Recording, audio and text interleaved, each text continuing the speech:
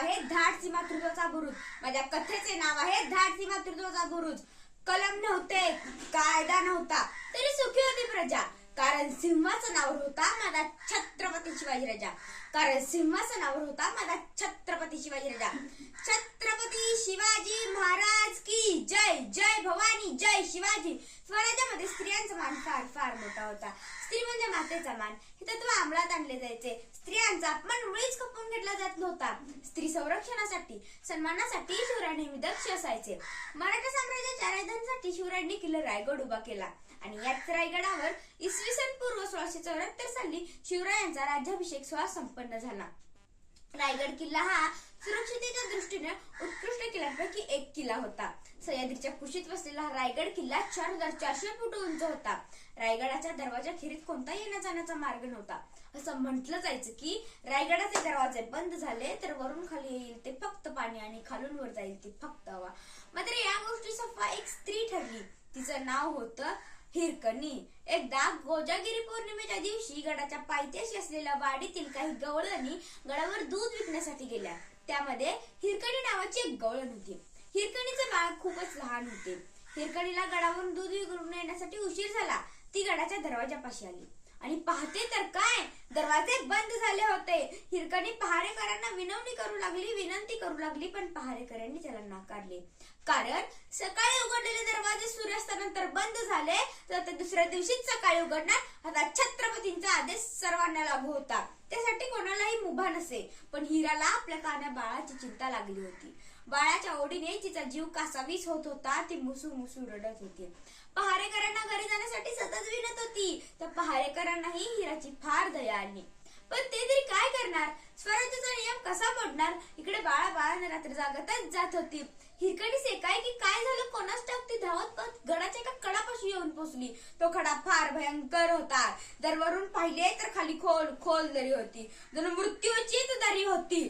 पण आपल्या बाळाच्या प्रेमापोटी या मातेने हा निर्णय घेतला. गडाच्या कडाचे निरीक्षण केले व एका कडावर येऊन पोहोचली. तो कडा फार भयंकर होता. कारण सर्वत्र खोल दर्या, दाट झाडी झुडपे आणि त्याचा अंधार. मात्र आपल्या बाळाच्या प्रेमापोटी हिराने हा निर्णय घेतला व त्या कडावरून उतरण्यास प्रारंभ केला. त्या कडावरून उतरल्यानंतर आजूबाजूच्या झाडा झुडपांनी तिचं अंग खरकटून निघत होतं.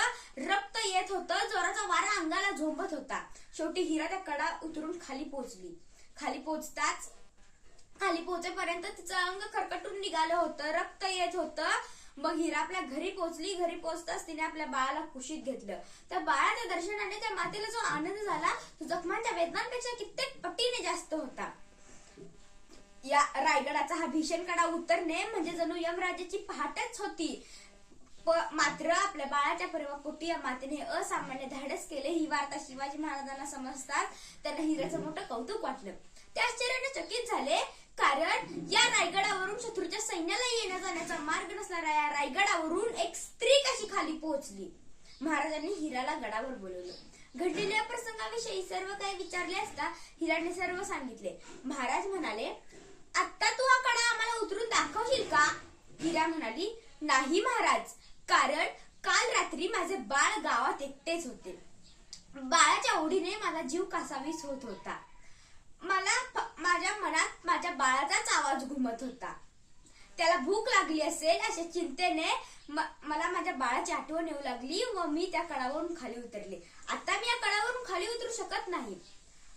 व हिराने हे देखील सांगितले की माझ्या बाळाला भेटण्याचा एकच मार्ग उपलब्ध होता.